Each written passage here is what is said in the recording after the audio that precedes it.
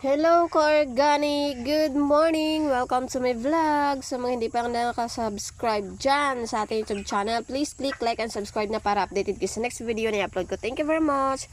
So, nag-harvest ako ng gulay ngayong morning kasi nga may puntahan ako.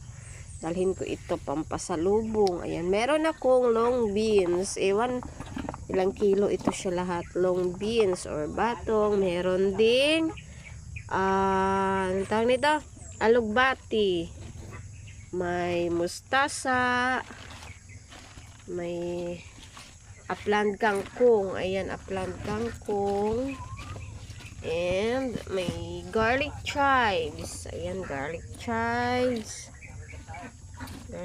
yan siya. Ito, garlic chives, may curly lettuce, red kamote tops and green kamote tops. Yan yung na-harvest ko ngayong araw. So yan na muna for today's video. Thank you for watching and see you to my next vlog. Go organic!